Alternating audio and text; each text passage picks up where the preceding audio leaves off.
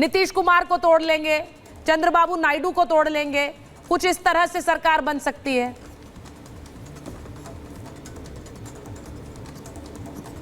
देखिए, जनादेश स्पष्ट है, साफ है, सबको दिख रहा है और बिल्कुल, और मुझे लगता भी है कि राहुल जी को भी बधाई देनी चाहिए और उनको देनी चाहिए, अखिलेश जी को, हम सबको उनको देनी चाहिए, उन सबको हमको देनी चाहिए। तो मतलब लगता है बधाई के पात्र हम सब हैं और यूपी में फिक्र की हमें हमारे लिए वजह है। लेकिन भारतीय जनता पार्टी जो है बहुत ही सच्चाई और ईमानदारी के साथ अपने आप को देखती है, परखती है, सिर्फ आईने को नहीं साफ करती, अगर चेहरे को धोने की भी ज़रूरत होती है तो चेहरा भी धोती है और साबुन का भी इस्तेमाल करती है। तो भारतीय जनता पार्टी समझेगी जहाँ जहाँ हार हुई या कमी हुई हम उसको बिल्कुल देखेंगे, जहाँ जहाँ जीत हुई वो उसको भी हम लोग स्टडी करेंगे कि क्या उसकी वजूहात रही हैं, जिस राम मंदिर को इस बार जिस राम मंदिर को लेके सबसे ज्यादा भारतीय जनता पार्टी ने दावे किए, जिसका असर केवल उत्तर प्रदेश में नहीं बल्कि साउथ तक दिखाने की कोशिश की गई थी, वहीं जहां राम मंदिर बना वो सीट हाथ से निकल गई है, वहीं पर हार गए। नहीं, मुझे एक चीज मैं इसमें ऐड करना चाहती हूँ अनामिका, मुझे नहीं लगता कि वो एक दिखाने की कोशिश थी, एक इमोशनल, एक कनेक्ट एक आम व्यक्ति का उस राम मंदिर से था, क्योंकि हम अयोध्या भी गए और हम तो चुनाव के दौरान, अनामिका आप भी और मैं भी, हम घूमे भी हैं, तो राम मंदिर के साथ और जो लोग वोट देते थे वो लोग राम मंदिर की बात जरूर करते थे, लेकिन वो जो इमोशनल कनेक्ट है शाजिया जी, वो वोट में तब्दील नहीं हो पाया आप लोगों के लिए, ऐसा लग रहा है। देखिए राम मंदिर हमारे लिए, हमारे संकल्प पत्र का हिस्सा रहा है। हमारी जो सोच है, जो हमारी विचारधारा है, उसका एक अहम और प्रमुख अंग रहा है। उसको कहा जाता है रहा ये बाकी पार्टियों की तरफ से कि ये एक चुनावी मुद्दा है, लेकिन हमने बाकायदा इंतज़ार किया और एक आस्था का सम्मान के नाते हम लोगों ने लोगों की भी और सुप्रीम कोर्ट की भी, रूल ऑफ लॉ की भी, उस दोनों का सम्मान करते हुए हम लोगों ने इंतज़ार किया और आप देख रहे हैं। और मुझे लगता नहीं है कि हमको उसको राजनीतिक तराजू से हम तोलेंगे कि उसका क्या फ़ायदा है और क्या नुकसान है। शाजिया जी, बड़ी इंटरेस्टिंग एक खबर आ रही है और बड़ा इंटरेस्टिंग बयान अनामिका, जरा शाजिया जी को भी बता दीजिए, भाटी जी को भी बता दीजिए, दोनों यहाँ बैठे हुए, अभिषेक जी को भी बताइए। अभिषेक जी सुन लीजिए क्या कह रही है ममता बनर्जी। ममता बनर्जी चुनाव नतीजों पर बयान दे रही है, अखिलेश ने बहुत अच्छा किया है, खुश हूँ, मोदी को बहुमत नहीं मिला, नीतीश टीडीपी को अच्छे से जानती हूँ, ये किस ओर इशारा है? जो बातें कही जा रही थी कि भाई शरद पवार से बातचीत हो गई है, फोन कर दिया गया है उनको, मल्लिकार्जुन खड़गे भी कोशिश कर रहे हैं कि उनको अपनी ओर लाने की कोशिश, क्या ये इशारा उस तरफ है ममता बनर्जी का, ये बात कह रही है वो?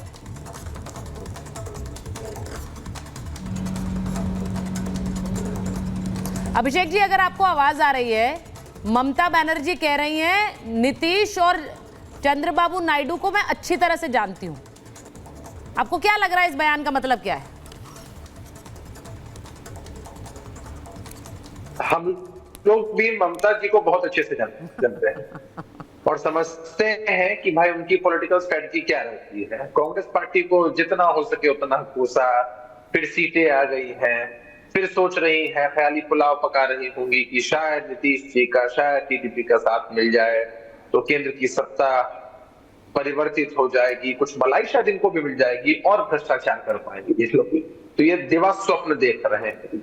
हमारे नेता के खिलाफ अगर ये नहीं बोले तो फिर टीआरपी कैसे मिल पाना?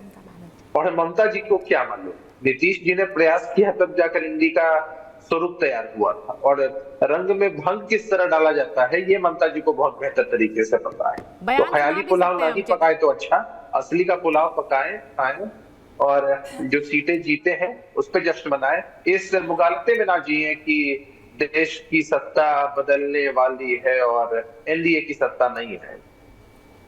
ये तो ये सब मैं एक बार चाह रही हूँ, अगर ममता बनर्जी का बयान है और वो हिंदी में बोल रही है तो उसे सुना दें, या फिर वो अगर अंग्रेजी में बोल रही हैं तो उसको सुना सकते हैं हम चेतन क्या?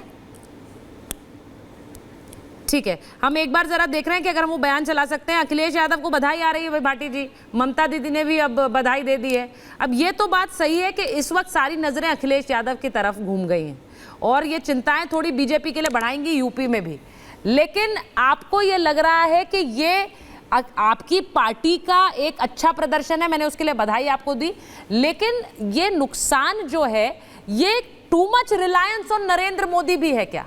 हर उम्मीदवार को इस बात से भरोसा था कि भाई नरेंद्र मोदी हैं तो जिता देंगे। जब व्यक्ति का अहंकार इतना बढ़ जाता है कि वो अपने आप को ईश्वर के बराबर मानने लगता है या उससे भी ऊपर, जब ये अहंकार पाल लेता है आदमी के हम राम को लेके आए हैं, जब उसे ये गलतफहमी हो जाती है कि मैं बायोलॉजिकली पैदा नहीं हुआ, मैं तो दूसरे तरीके से आया हूँ और भेजा गया हूँ, तब ऐसे ही परिणाम आते हैं। दुनिया का इतिहास गवाह है, अहंकार की एक सीमा होती है जो वो हद से ज़्यादा बढ़ गया था। और इन चुनावों में सबसे बढ़िया परिणाम, जो सबसे ज़्यादा अच्छी सुखद बात है देश के लिए, वो ये है, अभी कल तक क्लियर हो जाएगा कि सरकार एनडीए की बनेगी या इंडिया की बनेगी, लेकिन सरकार किसी की भी बनो, विपक्ष मजबूत रहेगा।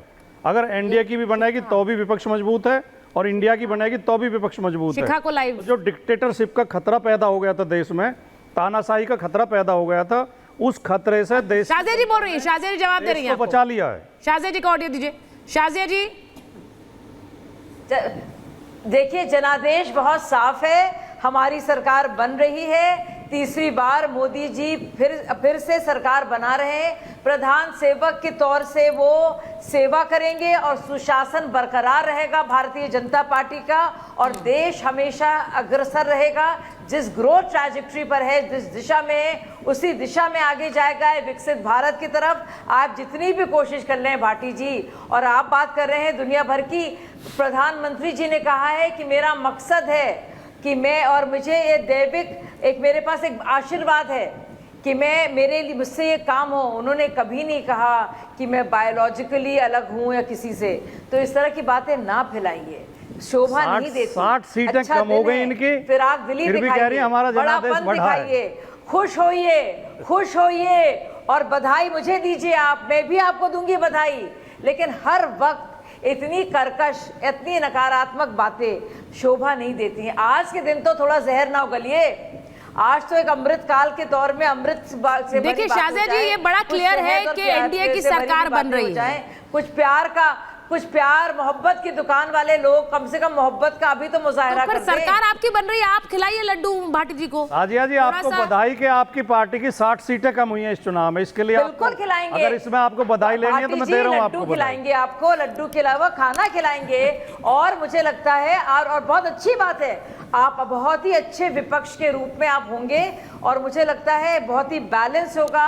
आप कभी ये नहीं कह सकते कि देखिए पूरी तरह से मेजॉरिटेरियनिज्म है, आप कभी ईवीएम को आप गाली नहीं बक सकते, आप इलेक्शन कमीशन को गाली नहीं बक पाएंगे, आप जुडिशरी के बारे में बुरा। अच्छा, ये भी बड़ा इंटरेस्टिंग है, ये बड़ा इंटरेस्टिंग है कि जिस तरह के बयान इस चुनाव की गिनती से पहले आए, भाटी जी, अभिषेक जी सुन रहे हैं आप, कंचना जी, जो बयान आए थे, कफन बांध के तैयार हो जाइए, इस बार आर या पार की लड़ाई है और प्रतिकार होगा अगर कोई गड़बड़ी हुई, ये सब आपके नेता मनोज झा जी का बयान है, प्रतिकार होगा। पप्पू यादव ने कह दिया था, वो तो सीट जीत गए अपनी, वो भी आपके लिए थोड़ा डेंट।